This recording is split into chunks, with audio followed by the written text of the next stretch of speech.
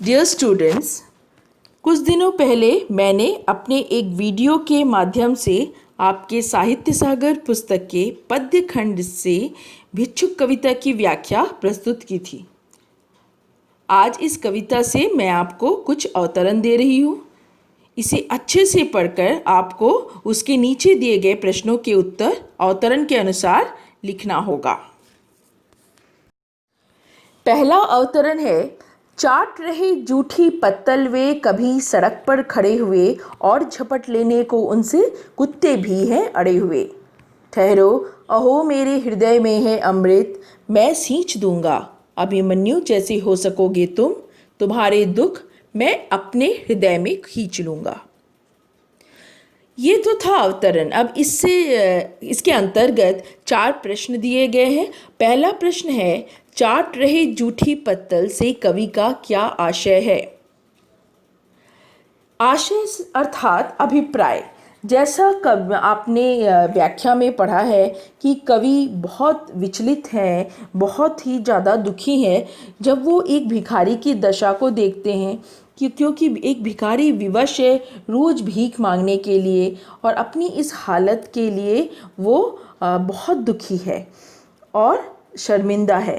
तो कवि कहते हैं कि इस सबसे दर्दनाक और लज्जाजनक दृश्य यह है कि भिखारी जब रास्ते में पड़े हुए जूठे पत्तले चाटकर अपनी भूख मिटाने का प्रयत्न कर रहे हैं तो वहाँ पे जो कुत्ते हैं खड़े हैं वो भी उनके प्रतिद्वंदी बन बैठे हैं और मौका देख रहे हैं कि कैसे उनके हाथों से उन जूठे पत्तलों को छीन लिया जाए। तो भिखारी की इस दशा को देखकर कवि बहुत ज़्यादा दुखी हैं। अब दूसरा प्रश्न है, कुत्ते किस बात पे अड़े हुए हैं। इसका उत्तर आप इस तरह से भी लिख सकते हैं कि कुत्ते भिखारी से उन जूठे पत्तलों को लेने के लिए अड़े हुए हैं और उनके प्रतिद्वंदी बने हुए हैं। तीसरा प्रश्न है, अभिमन्यु शब्द का उल्लेख कवि ने क्यों किया है।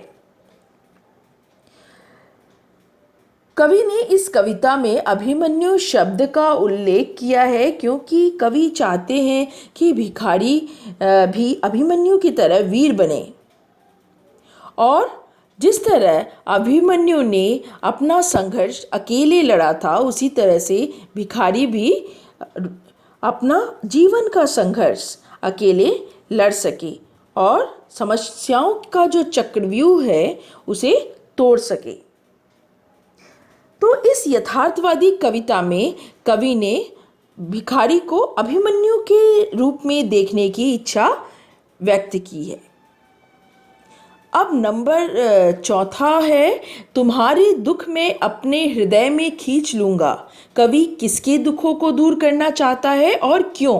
तो यहाँ पे एक प्रश्न के 3 भाग हैं तो उत्तर भी 3 भागों में लिखेंगे। कवि किसके दुखों को दूर करना चाहता है। कवि भिखारी के, एक भिक्षुक के दुखों को दूर करना चाहता है। और क्यों?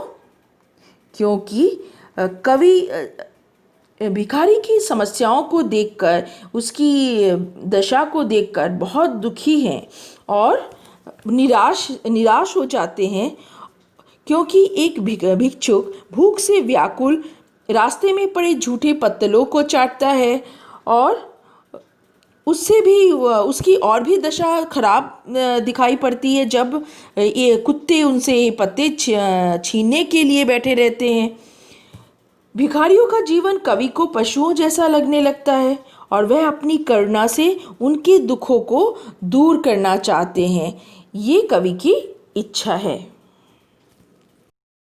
दूसरा अवतरण है, वह आता 2 टूक कलेजे के करता, पछताता पथ पर आता, पेट पीठ दोनों मिलकर है एक, चल रहा लकुटिया टेक, मुट्ठी भर दाने को भूख मिटाने को मुँह फटी पुरानी झोली का फैलाता, 2 टूक कलेजे के करता, पछताता पथ पर आता। 7 2 बच्चे भी हैं सदा हाथ फैलाए, बाएं से वे मलते हुए पेट को चलते और दाहिना दया दृष्टि पाने की ओर बढ़ाए। तो इस अवतरण के अंतर्गत पहला प्रश्न आता है कि भिक्षुक के शरीर की दुर्बलता का पता क्या देखकर चलता है। तो बहुत आसान सा प्रश्न है। इसके उत्तर में आप लिख सकते हैं कि भिक्षुक कितना दुर्बल है, इसका सहज ही अनुमान उसके पेट और पीठ को देखकर लगाया जा सकता है।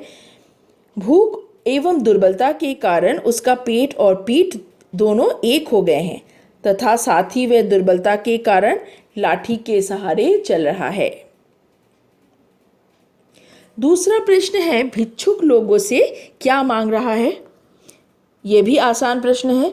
उत्तर में आप लिख सकते हैं, भिक्षुक लोगों से अपनी भूख मिटाने को मुट्ठी भर दाने मांग रहा है। तीसरा प्रश्न है, भिक्षुक की झोली कैसी है।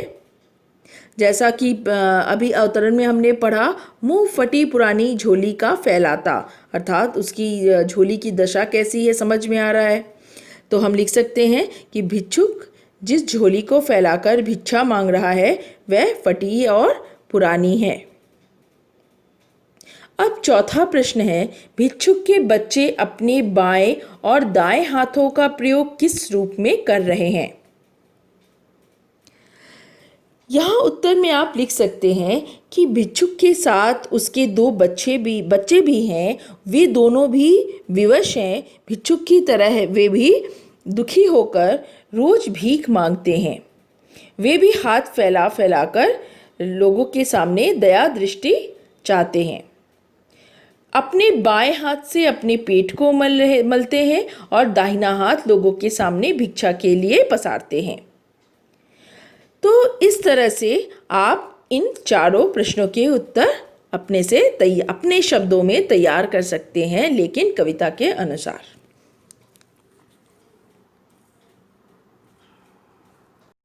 तीसरा अवतरण है, भूख से सूख ओठ जब जाते, दाता भाग्य विधाता से क्या पाते, घूंट आंसुओं के पीकर रह जाते। चाट रहे जूठी पत्तल वे कभी सड़क पर खड़े हुए, और झपट लेने को उनसे कुत्ते भी हैं अड़े हुए। ठहरो ओ मेरे हृदय में है अमृत, मैं सींच दूंगा, अभिमन्यु जैसे हो सकोगे तुम, तुम्हारे दुख मैं अपने हृदय में खींच लूँगा। तो स्टूडेंट्स, इस अवतरण में आपने देखा कि जैसा पहले अवतरण में यहाँ से मैंने पढ़ा था, चाट रही जूठी पत्तल वे, ये पहला अवतरण था। लेकिन फिर इस अवतरण में भी इसकी 4-5 पंक्तियाँ जोड़ दी गई है। इस तरह से प्रश्न हो सकता है, आ सकता है। अवतरण हम अपने हिसाब से नहीं तय कर सकते हैं। तो प्रश्न तैयार करने वाला, प्रश्न बनाने वाला अपने हिसाब से अवतरण को कहाँ से कहाँ तक लेना है पद्य में, वो अपने हिसाब से तय कर सकता है।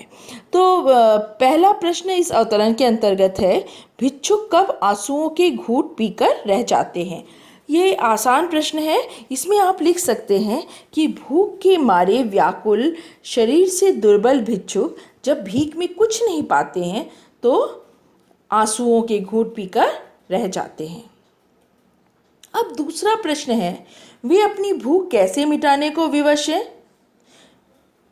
तो उत्तर में आप लिख सकते हैं, भिक्षुक अपनी भूख मिटाने के लिए सड़क पर पड़ी जूठी पत्तलों को चाट रहे हैं। उन जूठी पत्तलों में जो थोड़ा बहुत भोजन का अंश बचा रहता है, वे उसी को चाटकर अपना पेट भरने का प्रयास करते हैं। अब तीसरा प्रश्न ध्यान से देखिए, और झपट लेने को उनसे कुत्ते भी हैं अड़े हुए। तो पहला वाला जो प्रश्न था उसमें अवतरण के आधार पर पहला प्रश्न था, चाट रही जूठी पत्तल से कवि का क्या आशय है। और इस अवतरण के अंतर्गत प्रश्न है, और झपट लेने को उनसे कुत्ते भी अड़े हुए हैं। तो इनका उत्तर मिलता जुलता हो सकता है, एक हो सकता है। तो आप जैसा उत्तर उसमें लिखेंगे, इसमें भी, इस प्रश्न के लिए भी उसी उत्तर को आप लिख सकते हैं। अब चौथा प्रश्न है, कवि भिक्षुक को क्या प्रेरणा दे रहा है। कविता के अनुसार कवि जब भिक्षुक की दशा को देखते हैं तो बहुत दुखी हो जाते हैं, विचलित हो जाते हैं और उसके भाग्य को बदलना चाहते हैं। कवि के मन में उसके प्रति दया, कवि भिक्षुक के प्रति दया है और इस मार्मिक स्थिति को बदलना चाहते हैं।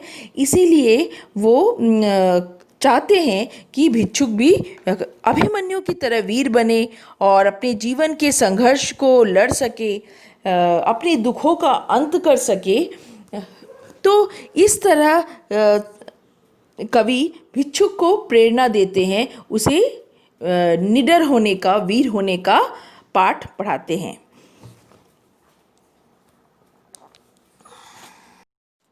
तो स्टूडेंट्स, ये इस तरह अवतरणों के आधार पर प्रश्नों के उत्तर आपको लिखने का अभ्यास करना होगा।